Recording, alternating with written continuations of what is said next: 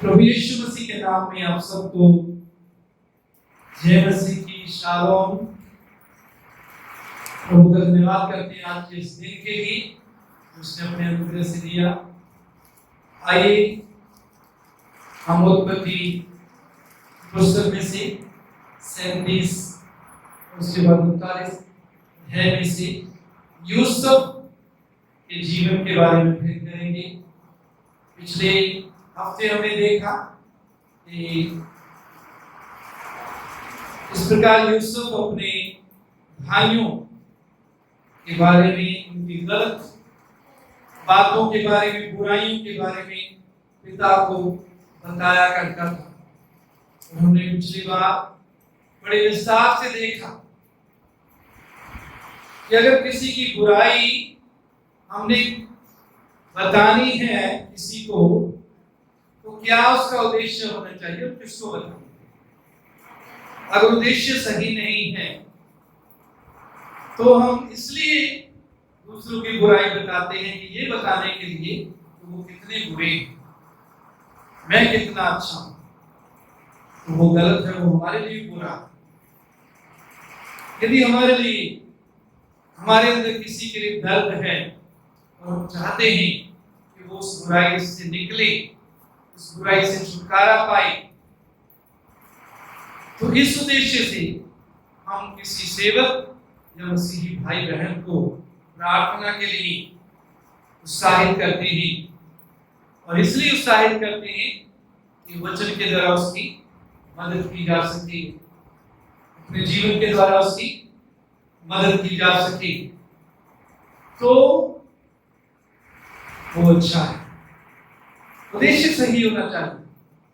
लेकिन आमतौर पर क्या होता है कि हम बुराई इसलिए करते हैं कि हम कितने अच्छे हैं, दूसरे कितने बुरे हैं। इसके अलावा कईयों की हॉबी होती है। हॉबी समझते हैं आप?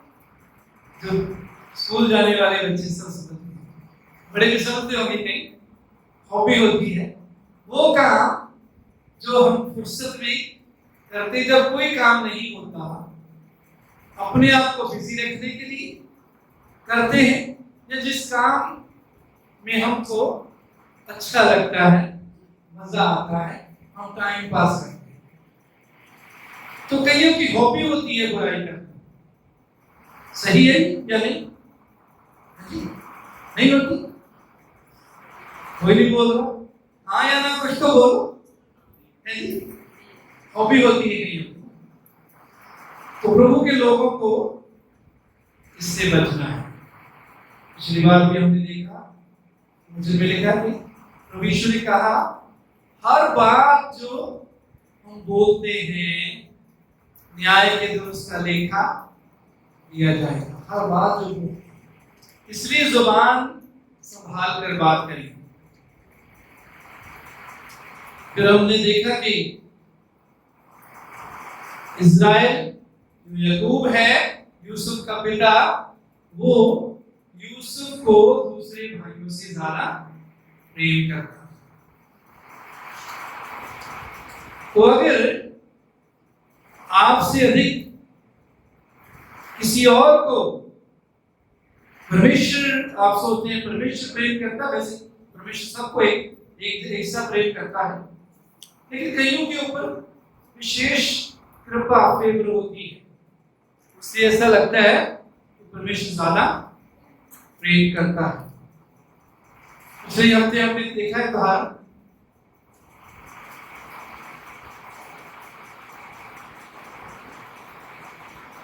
जो 12 चेलों में से 3 चेले थे जो खास तौर पर यीशु मसीह के साथ कई जगह पर जाते थे। 3 में से एक था इसके बारे में लिखा जिससे यीशु प्रेम करता। इसका मतलब ये नहीं यीशु दूसरों से प्रेम नहीं करता, प्रेम करता था, लेकिन कुछ लोग बहुत करीब आ जाते हैं, परमेश्वर के हृदय में आ जाते हैं।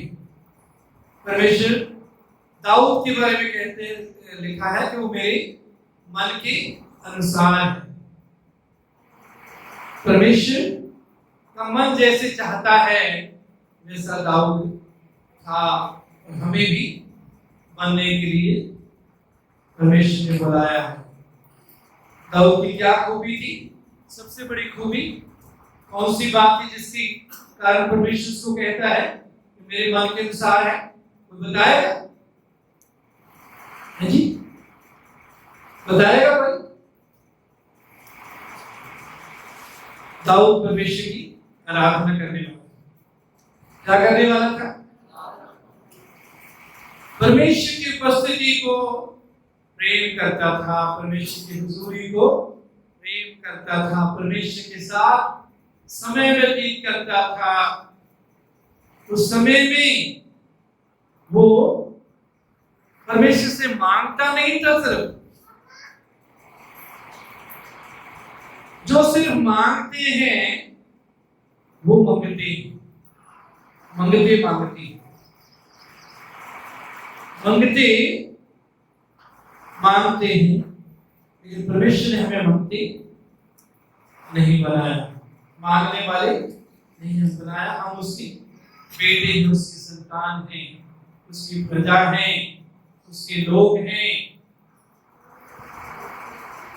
हाँ, वो चाहता है हम उसकी अपनी जरूरतें भी उसके सामने लाएं, लेकिन अधिक समय हमें उससे प्रेम करने में लगाना है, उसकी प्रशंसा, उसकी स्तुति, उसकी बड़ाई करने में लगाना है। तो हमने ये भी देखा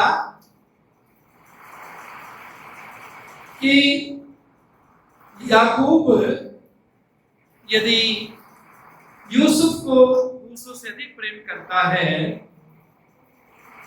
उसके पीछे परमेश्वर का उद्देश्य है। परमेश्वर ने पूरी इस्राएली जाति को बचाने के लिए यूसुफ को खड़ा किया। जब अकाल पड़ा तो पूरे इनके घराने को बचाने के लिए परमेश्वर ने यूसुफ को इस्तेमाल किया। तो अगर आप महसूस करते हैं कि कोई आपसे ज्यादा परमेश्वर की नजदीकी में है, आपसे बढ़कर परमेश्वर की कृपा किसी के ऊपर आप महसूस कर हो रही है, उसका उद्देश्य है मना। परमेश्वर किसी उद्देश्य के लिए उनको इस्तेमाल करना चाहता तो ईर्ष्या ना करें, मन में क्रोध ना करें। ये तो मेरे से पीछे आया था, मेरे से आगे चला गया, मैं तो इतनी देर से चल जा रहा हूं, मुझे तो उठते नहीं, मुझे स्टेज पर चढ़ाते नहीं, इसको स्टेज पर चढ़ा दिया, इसको ये सेवा दी, वो सेवा दी। परमेश्वर का उद्देश्य हर एक के जीवन में अलग अलग तरह का होता है। जहां परमेश्वर हमें रखता है उसमें संतोष करें, संतुष्ट रही। फिर हमने देखा कि रंग बिरंगा अंगरखा, रंग बिरंगा कोट टाइप बाहर पहनने वाला कपड़ा यूसुफ के पिता ने उसको बनवा के दिया। विशेष वर्णन इसका है। कभी ईर्ष्या ना करें। यदि आपसे बढ़कर किसी को मिल गया है, आपसे बढ़कर आशीष किसी को मिली है, ईर्ष्या ना करें, क्रोध ना करें, जलन ना करें, उनके विरोध में कोई बात ना करें। परमेश्वर उद्देश्य को उसके पीछे जानने की कोशिश करें, देखें परमेश्वर का उद्देश्य उसके पीछे क्या है। आइए आज हम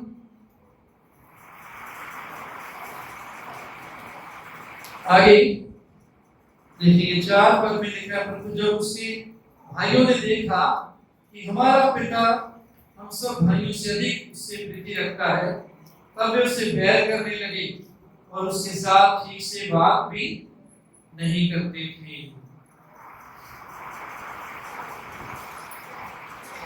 हम भी कई बार करते हैं, कोई ज्यादा तरक्की कर रहा है, कोई ज्यादा बढ़ रहा है, तो हम उससे ठीक बात नहीं करते। उसका कोई दोष नहीं होता, उसने हमारे खिलाफ कुछ किया नहीं होता, फिर भी हम ठीक से बात नहीं करते, मन में कड़वाहट, गुस्सा, क्रोध, ये शारीरिक स्वभाव की बातें परमेश्वर चाहता है। इस शारीरिक स्वभाव से, शारीरिक बातों से हम जय पाएं ऊपर। मेरे चीजों, उसके बाद उससे बैर करने लगे, लेकिन उससे बैर करने लगे। हम प्रेम करने के लिए बुलाए गए, बैर करने के लिए, प्रेम में चलने के लिए बुलाए गए हैं। बुलाए गए कि उसका प्रेम, परमेश्वर का प्रेम हमारे अंदर से बहने पाए, परमेश्वर का प्रेम में हम चलने पाए। बैर करने के लिए नहीं बुलाए गए। यदि आपके अंदर आज किसी के प्रति बैर है तो भी इसी समय पश्चाताप करें, तौबा करें, छोड़ दें, निकाल दें बैर को।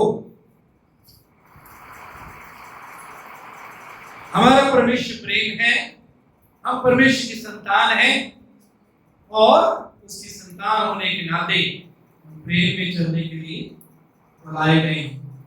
संतान, उसकी संतान होने के नाते वो चाहता है कि उसका प्रेम हम में से बहे, बैर भाव को दूर करें। फिर उसके बाद 5 पद में हम देखते हैं यूसुफ ने एक स्वप्न देखा।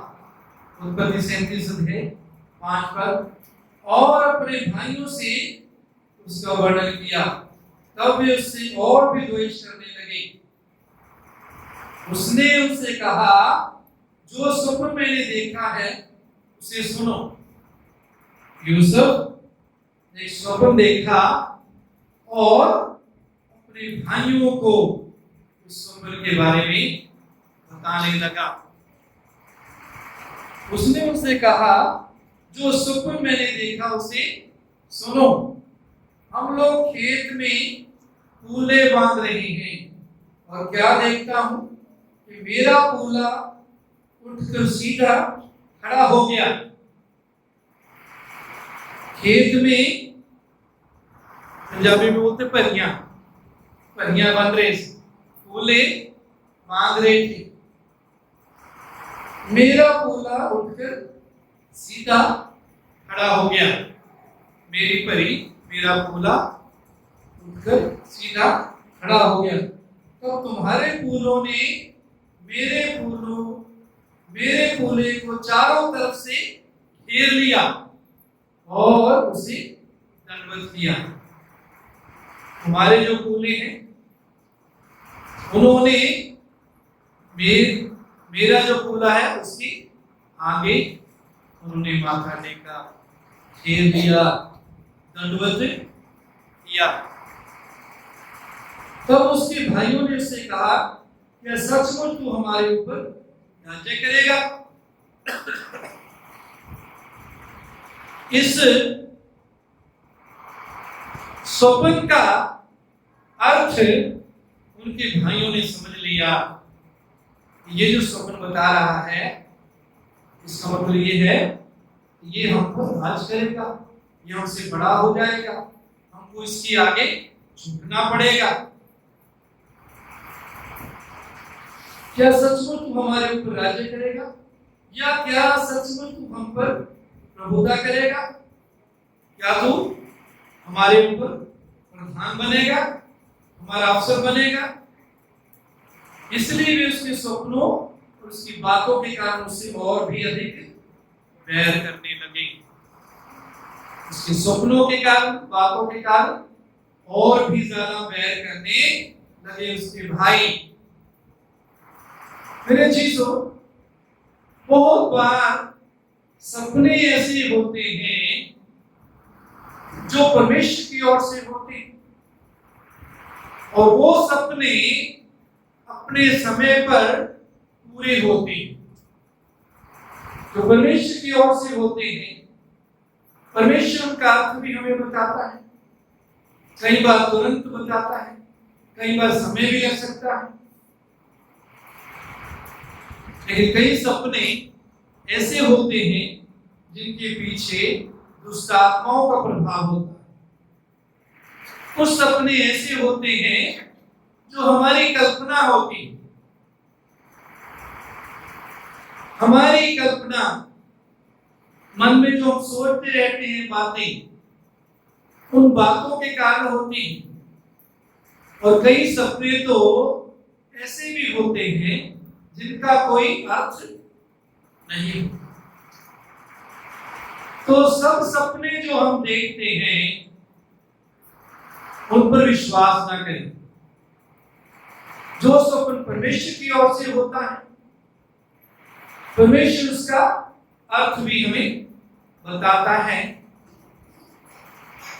और जो भी स्वप्न हम देखते हैं, यदि वो परमेश्वर की ओर से भी है, तो तुरंत उस स्वप्न के आधार पर उठकर कुछ करने लगना लग जाए। कंफर्मेशन उसको बोलते हैं। 2 या 3 गवाहों के द्वारा हर बात जो है वचन में लिखा है पक्की साबित होती है। 2 या 3 गवाह। तो जो स्वप्न परमेश्वर की ओर से है, परमेश्वर अपने वचन के द्वारा, अपनी आत्मा के द्वारा, अपने सेवकों के द्वारा, इर्द गिर्द के वातावरण के द्वारा उसको साबित करेगा, प्रमाणित करेगा कि वो सही।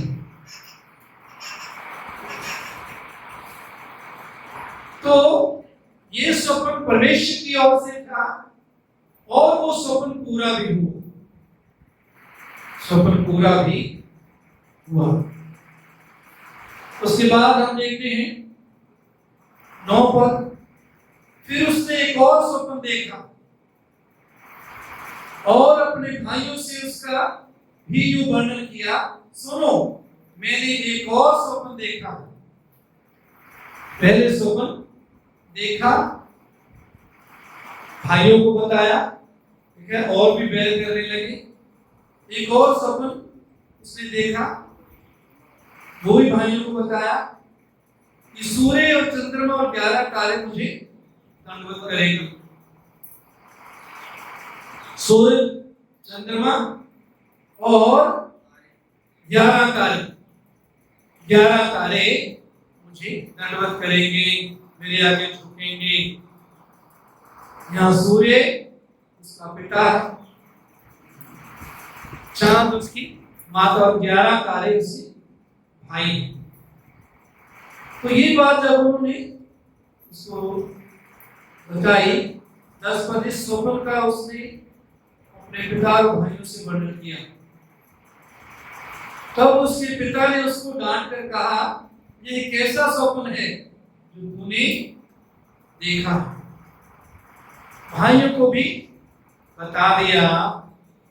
ऐसा लगता है कि यूसुफ भोलापन इसमें डाला है, भोला। इसने जब देख लिया था कि पहले स्वप्न के कारण इसके भाई उससे बैर करते हैं, दूसरा स्वप्न को नहीं बताना चाहिए। जरूरी नहीं कि हर बात जो हमारे जीवन में परमेश्वर की ओर से चाहे हो, हम हर एक को बताते हैं। बहुत से हैं जो उस बात को समझेंगे और बहुत से हैं जो नहीं समझेंगे। तो जरूरी नहीं कि जो कुछ भी हमने परमेश्वर से कुछ प्रकाश पा लिया किसी बात के लिए, वो हम सबको बताते हैं। जो उसको समझ सकते हैं उनको बताएं। तो आगे लिखा है, पिता ने उसको डांटा, ये कैसा स्वप्न है कि तूने देखा? क्या सचमुच मैं और तेरी माता और तेरे भाई सब जाकर तेरे आगे भूमि पर गिर के दंडवत करेंगे? उसके भाई उससे कहा करते थे, पर उसके पिता ने उसके उस वचन को स्मरण रखा। पिता ने उसकी बातों को याद रखा। मरियम के बारे में हम देखते हैं, जब स्वर्गदूत मरियम के पास आकर संदेश देते हैं तो वचन में लिखा कि मरियम ने उन बातों को अपने हृदय में रखा। मरियम ने उन बातों को अपने हृदय में, अपने दिल में रखा। कई बातों को दिल में रखने की जरूरत है, समय आने पर उनको बताएं, समय आने पर दूसरों के साथ शेयर करें। तो प्रभु से हमें बुद्धि मांगनी है कि कौन सी बात कब और किसके साथ बांटनी है। हर समय सब बातें सबके साथ ना करते रहे, नहीं तो जैसे यूसुफ के भाइयों ने उनसे बैर किया, हमारे साथ भी ऐसा ही लोग करेंगे, क्योंकि वो उनको बातों को समझते नहीं। उसके बाद हम देखते हैं 11 पद में हमने देख लिया कि उसके पिता ने उन बातों को अपने मन में रखा। 18 से 20 पद, उत्पत्ति 37 अध्याय 18 से 20। ज्यों ही उन्होंने उसे दूर से आते देखा तो उसके निकट आने के पहले ही उसे मार डालने का षड्यंत्र रचा। उनके भाइयों के अंदर ईर्ष्या थी, भाइयों के अंदर बैर था। जब ईर्ष्या से, बैर से उन्होंने तौबा नहीं की, ईर्ष्या को, बैर को उन्होंने अपने अंदर से निकाला नहीं, तो उनके अंदर पाप जो है, बुराई जो है और भी बढ़ती गई। वचन में लिखा है थोड़ा सा खमीर पूरे गुथे हुए आटे को क्या कर देता है? खमीर कर देता है। थोड़ा सा खमीर पूरे गुथे हुए आटे को खमीर कर देता है। खमीर का अर्थ क्या है? पाप। खमीर का अर्थ गलत शिक्षा। थोड़ा सा भी पाप, थोड़ी सी भी बुराई जब हम उसको रखे रहते हैं अपने अंदर, जब हम उसके गुलाम बन जाते हैं, तो वो याद रखिए पूरे आटे को, हमारे पूरे जीवन को खमीर बना देती, उसका असर होता है।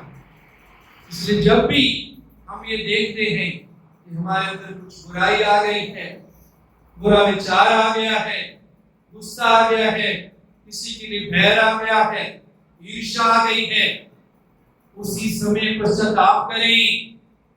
पश्चाताप नहीं करेंगे तो वो पाप बढ़ता जाएगा और इन्होंने मार डालने का, हत्या करने का षड्यंत्र रच दिया।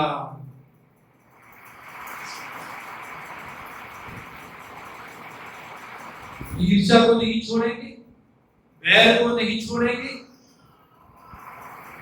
द्वेष को नहीं छोड़ेंगे, कड़वाहट को, क्रोध को नहीं छोड़ेंगे।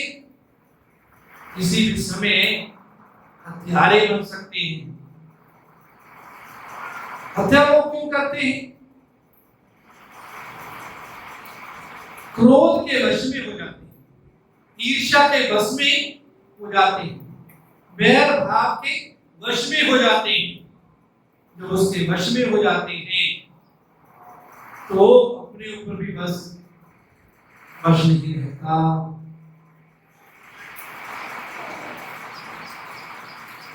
जो इंसान एक चींटी भी नहीं मारता, वो क्रोध के वश में, द्वेष के वश में किसी का कत्ल भी कर सकता है। तो भाइयों ने मार डालने का षड्यंत्र रचा और वे आपस में कहने लगे, देखो वह स्वप्न देखने वाला आ रहा है, इसलिए आओ हम उसको घात करके उसी के गड्ढे में, किसी गड्ढे में डाल दें और यह कह देंगे कि कोई बनैला पशु उसको खा गया। फिर हम देखेंगे उसके स्वप्नों का क्या फल होगा।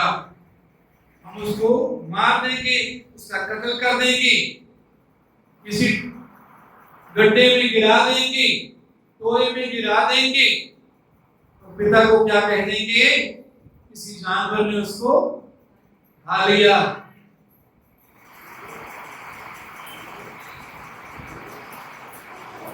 यह सुन के रूबेन ने उसको उनके हाथ से बचाने के विचार से कहा, हम उसको प्राण से तो ना मारें। फिर रूबेन उनसे कहा, लहू मत बहाओ, उसको जंगल के इस गड्ढे में डाल दो और उस पर हाथ मत उठाओ। वो उसको उनके हाथ से छुड़ाकर पिता के पास फिर पहुंचाना चाहता है।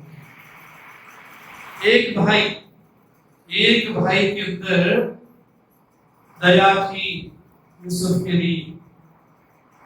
उसने सोचा, अब मैं इसको गड्ढे में गिरवा देता हूं, भाइयों को बोलता गड्ढे में गिराएं और बाद में उसको निकालकर पिता के पास पहुंचा दूंगा।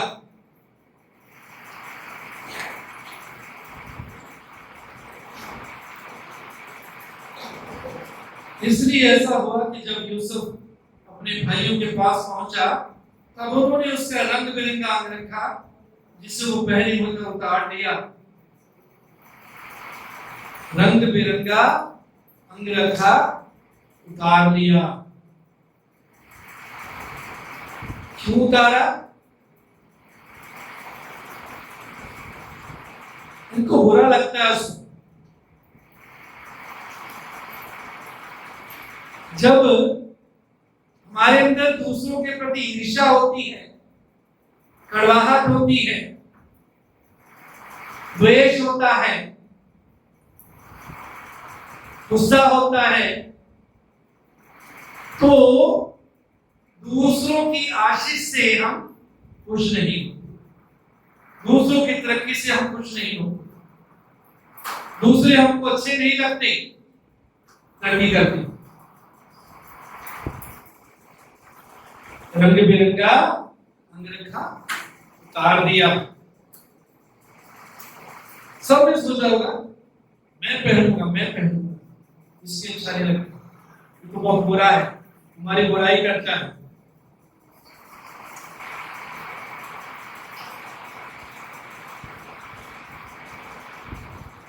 परमेश्वर ने किसी को आशीष दी है, परमेश्वर ने किसी को योग्यता दी है, कभी भी उसको उतारने की कोशिश न करें।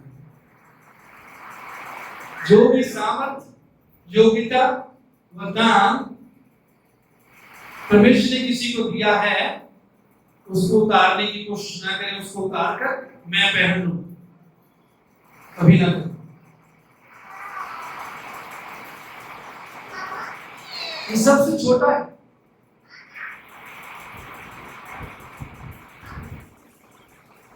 उसका कद का भी उनसे छोटा हो। चाहिए सुंदर है अंगरखा, लेकिन उन पर नहीं आएगा। परमेश्वर ने जो आशीष किसी के लिए रखी है, उसे छीनने की कोशिश ना करें, उसे छीनकर खुद इस्तेमाल करने की कोशिश ना करें। वो उसी के लिए है, उसी के जीवन में वो आशीष रहेगी। ये भाई जब उस अंगरखा को पहना होगा, हो सकता है पहनते ही फट गया होगा, लेकिन दूसरे काम के लिए भी इस्तेमाल किया उन्होंने। जब आगे हम देखते हैं, इसको गड्ढे में जब गिरा दिया और यूसुफ को 24 पर उठाकर गड्ढे में डाल दिया, वह गड्ढा सूखा था, उसमें कुछ जल न था। उसके बाद 26 और 27 पद में हम देखते हैं, तब यहूदा ने अपने भाइयों से कहा, अपने भाई को घात करने, उसका खून छिपाने से क्या लाभ होगा?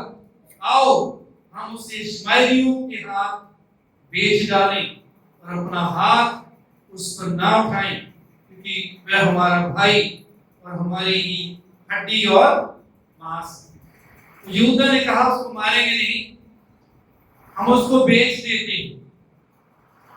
मारने से क्या फायदा होगा?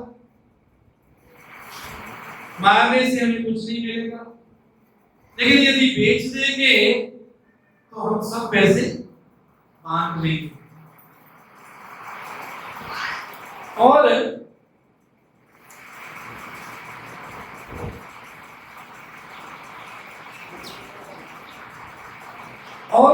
भाइयों ने उसकी बात मान ली। तब मिद्यानी व्यापारी उधर से होकर उनके पास पहुंचे। तब यूसुफ के भाइयों ने उसको उस गड्ढे में से खींच के बाहर निकाला और इश्माएलियों के हाथ चांदी के 20 टुकड़ों से में बेच दिया, और वे यूसुफ को मिस्र ले गए। यूसुफ को 20 चांदी के टुकड़ों में बेच दिया। पुराने नियम में यूसुफ को चांदी के सिक्कों 20 चांदी के सिक्कों से बेचा। क्या आप जानते हैं कि नए नियम में भी किसी को बेचा? बताएगा? ऊंचे बोलिए, ऊंचे। प्रभु यीशु को 20 सिक्कों में बेचा। यूसुफ की बहुत सी बातें प्रभु यीशु मसीह के जीवन से मेल खाती हैं। जैसे जैसे यूसुफ के जीवन में हुआ, बहुत सी बातें यीशु के जीवन में भी हुई।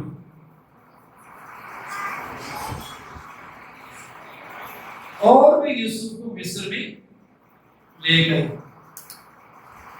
यूसुफ को मिस्र में ले गए, एक नौकर या गुलाम के रूप में मिस्र में ले गए। यूसुफ सबसे छोटा भाई, छोटा सबसे प्यारा, आमतौर पर सबसे प्यारा होता है। चाहे शरारती भी हो छोटा, तो भी छोटा बच्चा सबसे प्यारा होता है। उसको बेच दिया, और आगे हम देखते हैं कि उन व्यापारियों ने तो जेल के अफसर को के पास उसको भेज दिया। मेरे चीजों, परमेश्वर ने ऐसे होने दिया, परमेश्वर ने इजाजत दे दी। परमेश्वर अगर चाहता उनको रोक सकता था कि वो गड्ढे में ना डाली, वो उसको ना बेची। परमेश्वर ने होने दिया ऐसा। क्यों होने दिया? परमेश्वर एक बड़े उद्देश्य के लिए यूसुफ को इस्तेमाल करने वाला है। यूसुफ को परमेश्वर बहुत तरक्की देने वाला है। यूसुफ को बहुत ऊंचे पर ले जाने वाला है। लेकिन कई बार परमेश्वर के राज्य में ऊंचे जाने का रास्ता नीचे जाने के द्वारा होता है। घर में था, पिता का लाडला, जो पिता के माता पिता के लाडले होते हैं, उनको छिपकर, दूसरों के से छिपकर मम्मी डैडी ज्यादा कुछ खाने पीने की चीजें या कोई चीजें भी दे देते हैं। जो ज्यादा लाडला होता है उसको ज्यादा केयर और प्यार भी मिलता है।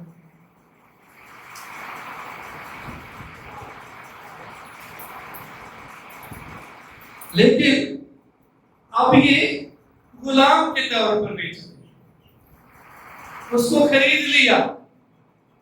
पुराने समय में लोग गुलामों को खरीद लेते, इंसानों को, जिंदा इंसानों को गुलाम बनाकर रखे थे और उनसे काम करवाते थे।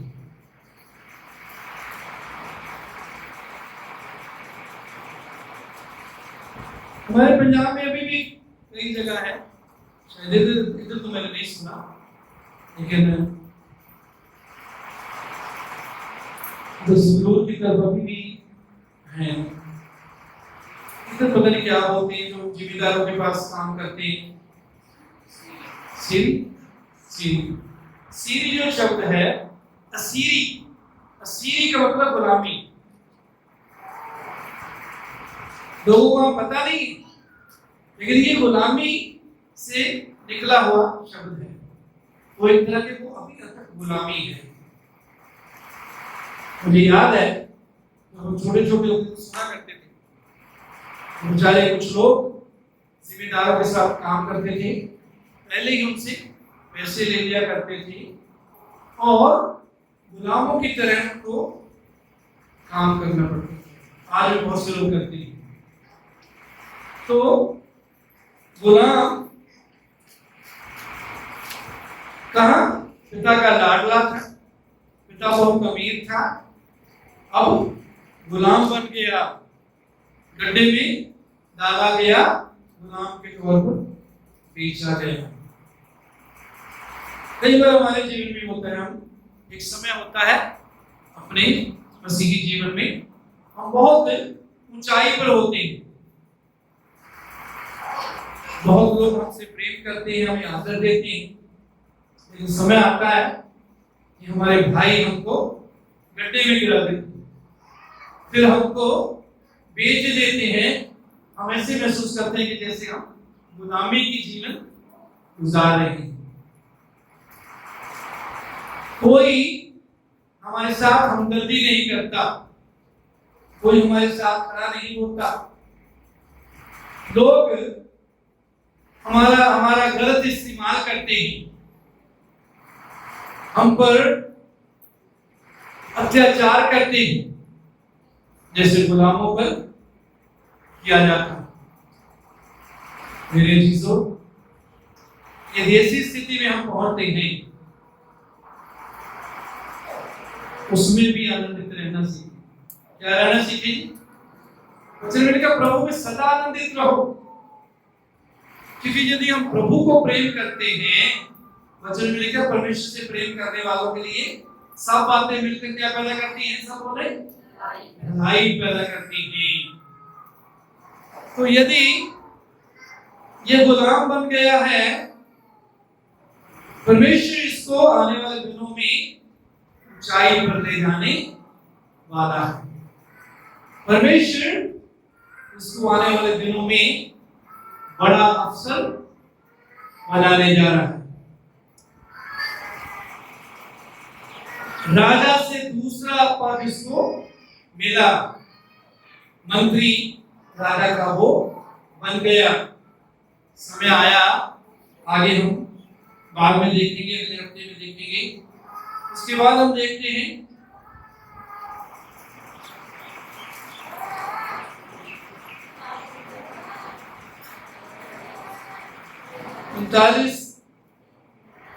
अध्याय 1 पर जब यूसुफ मिस्र में पहुंचाया गया, तब पोतीफर नामक एक मिस्री ने, जो फिरौन का हाकिम और अंग रक्षकों का प्रधान था, उसको इश्माएलियों के हाथ से, जो उसे वहां ले गए थे, मोल लिया। पोतीफर नाम का एक अफसर है, फिरौन का हाकिम और अंगरक्षकों का प्रधान था, उसको इश्माएलियों के हाथ से, जो उसे वहां ले गए थे, मोल लिया। एक अफसर ने मोल ले लिया। 2 पद में आगे लिखा, यूसुफ अपने मिस्री स्वामी के घर में रहता था और यहोवा उसके संग था। इसलिए वो भाग्यवान पुरुष हो गया। यूसुफ अब नौकर बन गया, छोटे छोटे काम घर के करता है, सफाई करता हो, लकड़ी लाता हो, पशु हो तो पशु को संभालता होगा। लेकिन खास एक बात हम यहां देखते हैं, जानकर यहोवा उसके संग था, परमेश्वर उसके साथ था। मेरे चीजों, जब हम गड्ढे में पड़ जाते हैं तो भी हमारा परमेश्वर हमारे साथ होता है।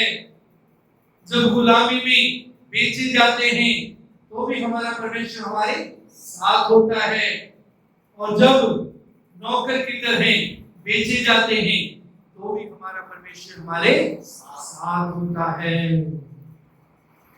हमारा परमेश्वर वफादार परमेश्वर है। उसमें लिखा है, प्रभु कहता है, ना मैं तुझे कभी छोड़ूंगा ना कभी त्यागूंगा, देखो युग के अंत तक मैं सदैव तुम्हारे साथ हूं, संग हूं। ना वो कभी छोड़ता है ना कभी त्यागता है।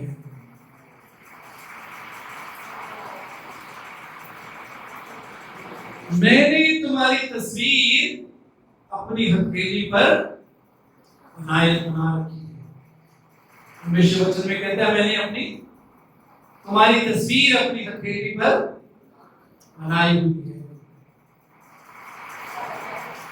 उसकी हथेली इतनी बड़ी है कि हम सब की तस्वीर उसने हथेली में बनाई हुई है। हथेली में क्यों बनाई हुई है? क्योंकि वो हमसे प्रेम करता है, हम पर अपनी आंखें लगाए रखता है, हमारी वो परवाह करता है।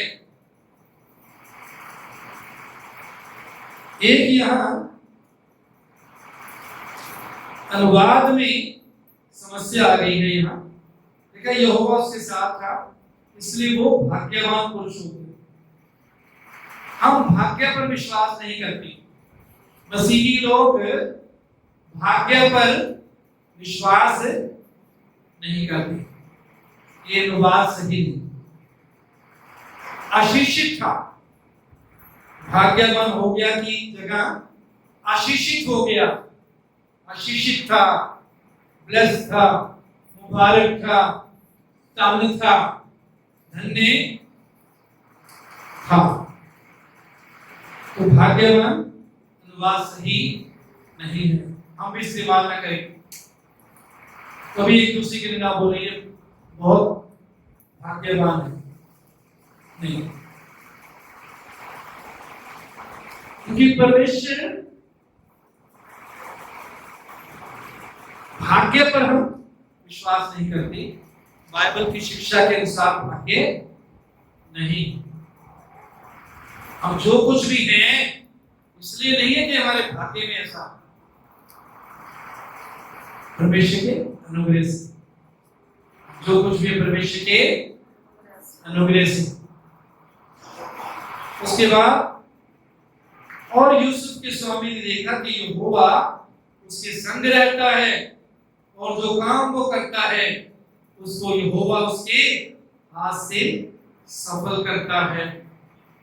मेरे अजीजों, जब हमारा परमेश्वर हमारे साथ होता है, जब हम परमेश्वर को अपने साथ लेकर चलते हैं, तो लोग इस बात को देख लेंगे, परख लेंगे, जान लेंगे, हमारे काम पर आशीष होगी। हम जो कुछ भी करेंगे इसमें हम सफलता पाएंगे। यूसुफ के स्वामी ने देखा यहोवा उसके संग रहता है, परमेश्वर यूसुफ के संग रहता है। हमारी बातों के द्वारा, हमारे कामों के द्वारा, हमारे मुंह से जो बातें निकलती हैं, और जिन आशीषों में परमेश्वर हमें चलाता है, जिन हालात में परमेश्वर हमें रखता है, जब हम उनमें आनंदित रहते हैं, परमेश्वर पर विश्वास करते हैं, उसकी बातों पर, वचन पर विश्वास करते हैं, उस पर भरोसा रखते हैं, तो परमेश्वर भी हमारे साथ साथ रहता है।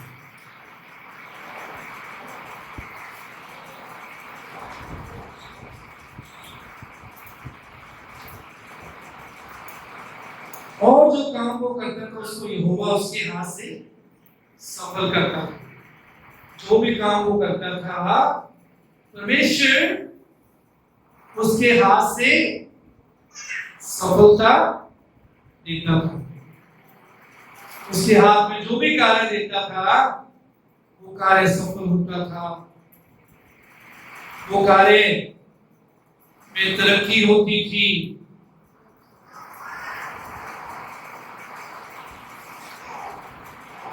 सेवकाई में आने से पहले मेरे मन में था कि मैं बिजनेस सीखूंगा, करूंगा। तो मैं बुनियादी होती है, बुनियादी की दुकान, वहाँ कुछ काम करता था मैं। अभी तक मुझे छोटी चढ़ानी आती है। अगर किसी ने चढ़ानी हो तो आ जाता मेरे पास, मुझे मालूम है छोटी कैसे चढ़ाती है। तो जब मैंने काम वहां से छोड़ दिया, उस साल के बाद, 2-3 साल के बाद मैं जब उस दुकान पर गया तो उसकी एक गवाही थी, उस दुकानदार की एक गवाही थी। उसने कहा कि जब तक मैं उस दुकान में था उनका काम अच्छा चल रहा, उसके बाद डाउन और वो काम चेंज भी कर। लेकिन मैंने उस समय महसूस नहीं करता था, मैं ऐसा एहसास मुझे इस बात का नहीं था। लेकिन उन्होंने, जो दुकान का मालिक था, उन्होंने देखा, उन्होंने महसूस किया, और बाद में मैं चला गया। जब भी मैं यूसुफ के बारे में पढ़ता हूँ ये बात, तो मुझे अपनी बात याद आती है, याद आ जाती है, और मैं परमेश्वर का धन्यवाद करता हूँ कि परमेश्वर हमें दूसरों के लिए आशीष का कारण बनाना था। अब्राहम को परमेश्वर क्या कहा? मैं तुझे आशीष दूंगा और आशीष का मूल बनाऊंगा। ना सिर्फ परमेश्वर हमें आशीष देना चाहता है, लेकिन दूसरों के लिए आशीष भी बनाना चाहता है। परमेश्वर हमें दूसरों के लिए क्या बनाना चाहता है? आशीष बनाना। तो यदि मसीही हम हैं, कभी ऐसी भावना ना रखें, इच्छा ना रखें कि हमें दूसरों से आशीष मिलती है। परमेश्वर हमें दूसरों के लिए आशीष बनाना चाहता है। तो यूसुफ को परमेश्वर ने पोतीफर नाम के इस अफसर, इस हाकिम के लिए आशीष बनाया। 5 पद, जब से उसने उसको अपने घर का और अपनी सारी संपत्ति का अधिकारी बनाया, तब से यहोवा यूसुफ के कारण उस मिस्री के घर पर आशीष देने लगा। आपके कारण, आपके मालिक के काम पर परमेश्वर आशीष देना चाहता है। आपके कारण जो भी काम आप किसी के साथ मिलकर करते हैं, उनके लिए परमेश्वर आपको आशीष बनाना चाहता है।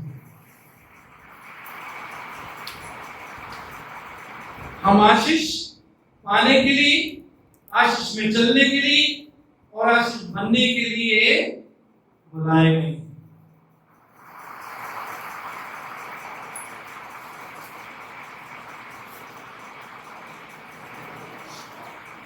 और क्या घर में, क्या मैदान में उसका जो कुछ था सब पर यहोवा की आशीष होने लगी। जब हम प्रभु के साथ साथ चलते हैं तो जिस बात में भी हम हाथ लगाएंगे उस पर परमेश्वर की आशीष होगी। इसलिए उसने अपना सब कुछ यूसुफ के हाथ में यहां तक छोड़ दिया कि अपने खाने की रोटी को छोड़ वो अपनी सारी संपत्ति का हाथ कुछ ना जान। सब पैसा, सब जो भी सामान का लेना देना है, सब का हिसाब किताब यूसुफ को सौंप दिया। पहले दिन से ऐसा नहीं हुआ। पहले दिन जब यूसुफ गया तब सब जिम्मेवारियां उसको उसके स्वामी ने नहीं दी। कैसे दी? जब वो छोटी छोटी बातों में विश्वास हो गया। छोटे छोटे काम जो उसको दिए गए, छोटी छोटी जिम्मेवारियां जो उसको दी गई, उनको लगन से किया, शौक से किया, दिल लगा के किया, तो उसकी तरक्की होती गई।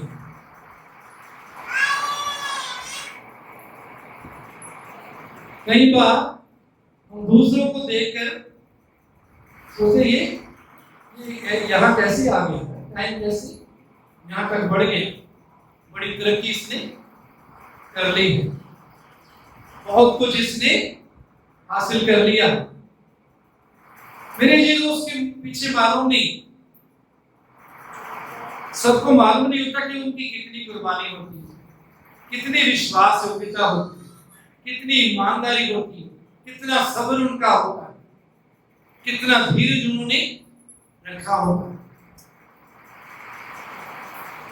परमेश्वर के बलवंत हाथ के नीचे दीनता से रहो तो वो जिस समय पर तुमको उठाएगा। पतरस क्या कहता है पहली पत्री में? परमेश्वर के बलवंत हाथ में। परमेश्वर का हाथ क्या है जी? बलवंत, बल वाला, सामर्थी हाथ। वो इतना सामर्थी हाथ है कि जब वो ऊंचा करता है किसी को तो कोई टांग भी खींच के नीचे करने की कोशिश करे, नीचे नहीं कर सकता। जब किसी का समय आता है तो परमेश्वर उसको ऊंचा करता है, बड़ी जिम्मेवारियां देता है। तो परमेश्वर के बलवंत हाथ के नीचे कैसे रहो जी? दीनता से रहो। ये कभी ना सोचो परमेश्वर मुझे भूल गया, परमेश्वर मुझे छोड़ दिया। वो हमारी विश्वास योग्यता को देखता है। विश्वास योग्यता को जब देखता है, छोटे छोटे कामों में विश्वास योग्य हम रहते हैं तो हमें बड़ी जिम्मेवारी देता है, ऊंचा करता है।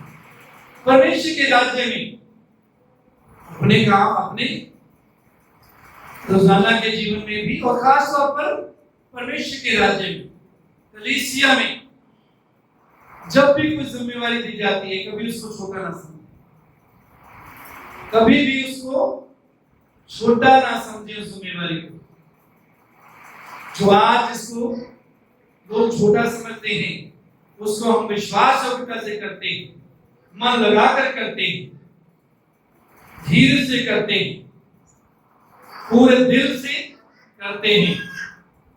उसमें परमेश्वर हमारी विश्वास योग्यता को देखता है।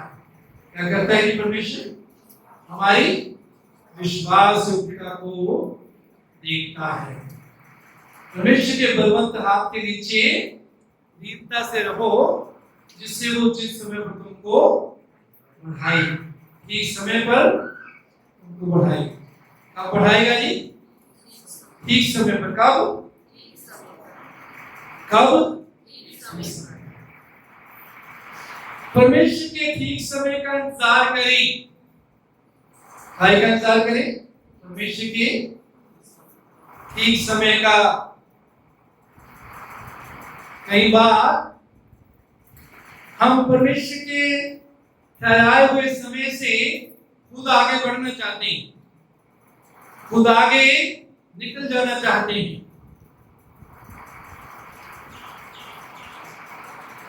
तो अपने आप को समस्या में डाल देते हैं। उचित समय पर तुमको क्या करेगा? वो बढ़ाएगा। ठीक समय पर परमेश्वर ऊंचा करेगा, बढ़ाएगा। तब तक विश्वास योग्य बने रहे छोटे छोटे कामों में।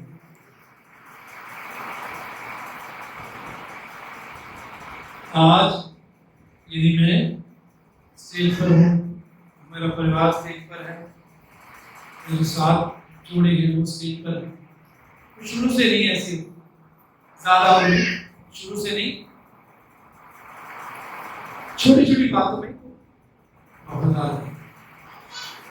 हमारे बच्चों ने भी जब छोटे छोटे थे, किराए के घर में रहते थे, उन्होंने चाय बनानी और बेंच बाहर निकालनी, दलियां बिछानी, सफाई करनी, ऐसे उन्होंने सेवा शुरू की। ठीक समय पर परमेश्वर जो है बढ़ाता है, ऊंचा करता है।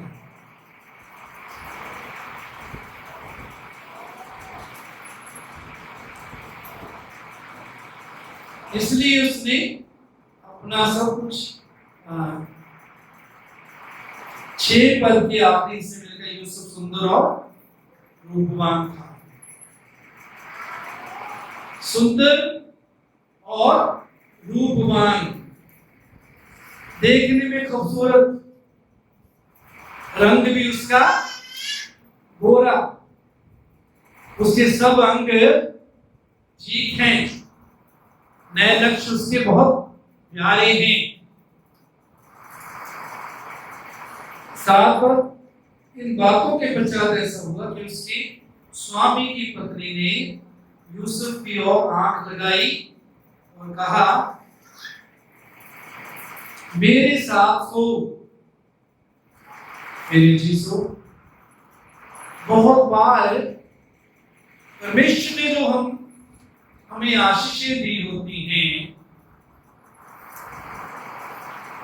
परमेश्वर ने इसको अच्छा सुंदर बनाया, रूपवान बनाया, अच्छा नए नक्श इसके हैं, और उस अफसर पोतीफर की पत्नी जो है, उसके दिल में इसके लिए शारीरिक वो जो है भावनाएं आ गई, पाप की भावनाएं आ गई। कहा मेरे साथ सो,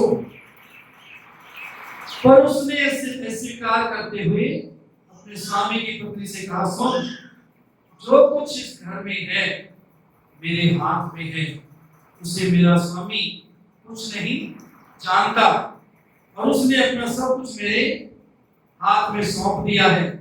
इस घर में मुझसे बड़ा कोई नहीं, और उसने तुझे छोड़ जो उसकी पत्नी है मुझसे कुछ नहीं रख छोड़ा। इसलिए भला मैं ऐसी बड़ी दुष्टता करके परमेश्वर का अपराधी क्यों बनूं? अब ध्यान देने वाली बात है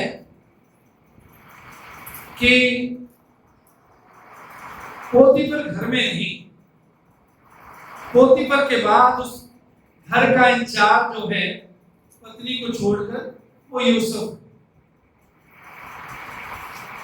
यदि यूसुफ परमेश्वर का भय नहीं मानता, यदि यूसुफ परमेश्वर के साथ साथ नहीं चलता होता, यदि यूसुफ का जीवन परमेश्वर के साथ सही नहीं होता, तो वो आसानी से पाप में गिर सकता।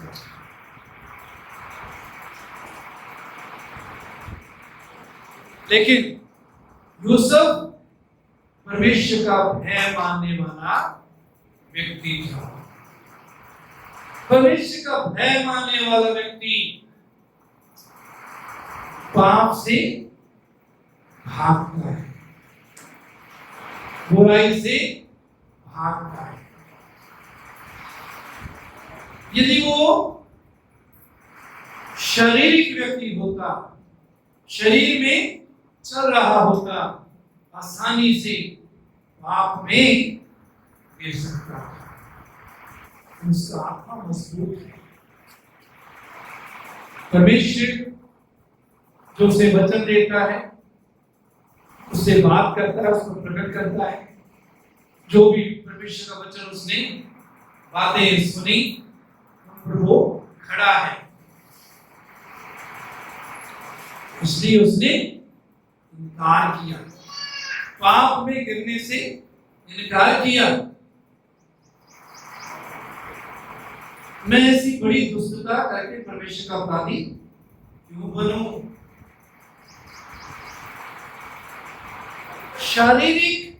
शरीर का मजा थोड़े समय के लिए वो ले सकता था आसानी से,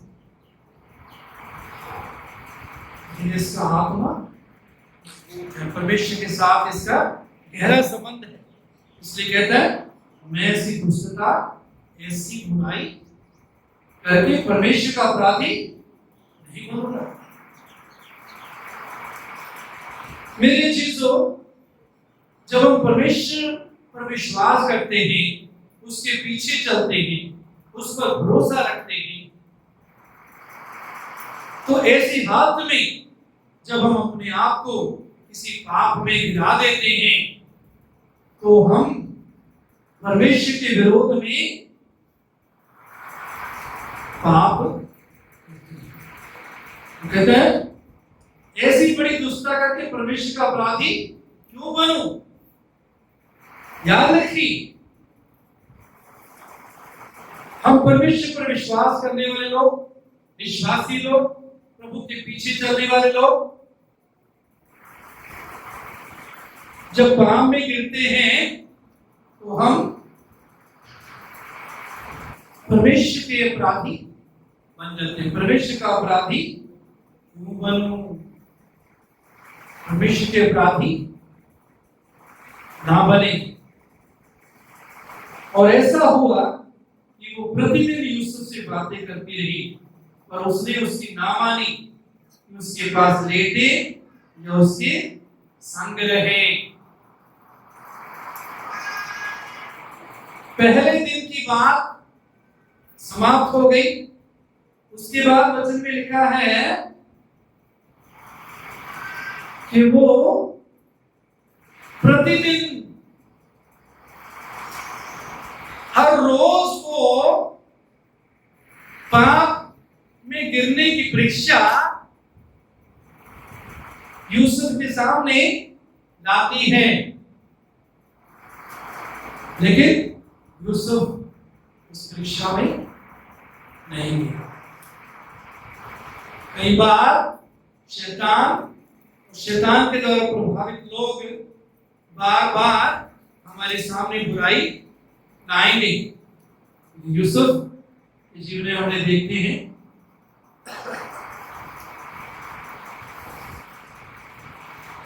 उसने उसकी ना मानी,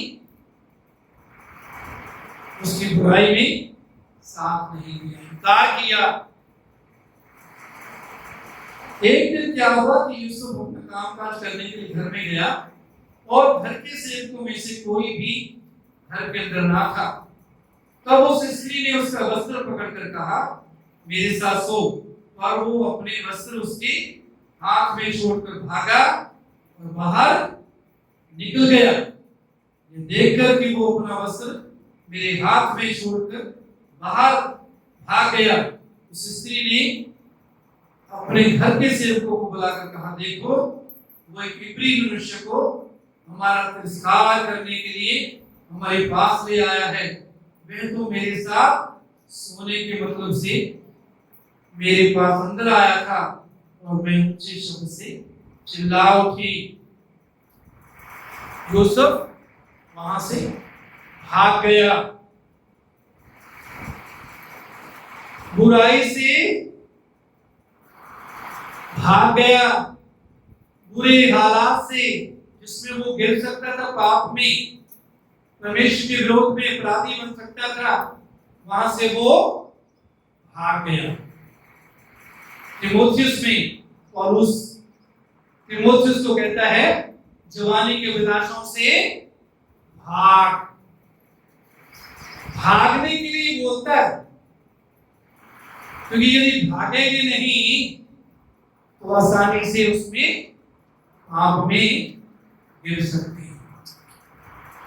जवानी के विलासों से भाग। चीजों आने वाले दिनों में आगे यूसुफ के बारे में और ध्यान करेंगे। परमेश्वर उसके साथ है, परमेश्वर उसको आशीष बना रहा है, लेकिन हम देखेंगे कि किस प्रकार फिर उसको गलत इल्जाम लगने के कारण उसको जेल में जाना पड़ा। तो किस प्रकार परमेश्वर उसको जेल में से निकालता है। आइए हम प्रार्थना करें। Hallelujah, hallelujah. धन्यवाद प्रभु, तेरे नाम की स्तुति करते हैं, तेरी महिमा करते हैं, तेरी बड़ाई करते हैं। हालेलुया, तू जिंदा परमेश्वर, तेरे जैसा और कोई नहीं। हालेलुया, तू प्रभु, तू प्रेम करने वाला परमेश्वर है, दया करने वाला परमेश्वर है, क्षमा करने वाला परमेश्वर है। ओ हालेलुया, अपने लोगों को आशीष ही नहीं देता, आशीष बनाता भी है। धन्यवाद, धन्यवाद यूसुफ के जीवन के लिए प्रभु, कि वो विश्वास से गिरा, तूने उसको तरक्की दी, वो पाप से दूर भागा और उस पर गलत इल्जाम लगा, लेकिन धन्यवाद तूने उसको ऊंचा किया। प्रभु तेरे वचन में लिखा है, तेरा वचन उसको कसौटी पर कसता रहा। प्रभु हम पर भी अनुग्रह कर, हम तेरे वचन में बने रहे प्रभु। तेरे वचन कसौटी पर जब हमको कसता है, हम उसमें खरे निकले प्रभु। ओ जवानी के विलासों से हम इससे हर एक भागे प्रभु, उस पर जय पाए प्रभु। ओ तेरे नाम को महिमा दे प्रभु, तेरे नाम को ऊंचा करे और छोटे छोटे कामों में विश्वास होकर बने रही, क्योंकि तू ठीक समय पर बढ़ाता है। ओ हालेलुया, तेरा हाथ बलवंत है, तेरा हाथ कमजोर नहीं है प्रभु। आज के वचन के लिए धन्यवाद देते हैं। जितने भी सुनते हैं सबको तेरे सामर्थ्य हाथ में सौंपते हैं। सब तेरे पुत्र हमारे उद्धारकर्ता प्रभु यीशु मसीह के नाम से मांगते हैं, आमीन।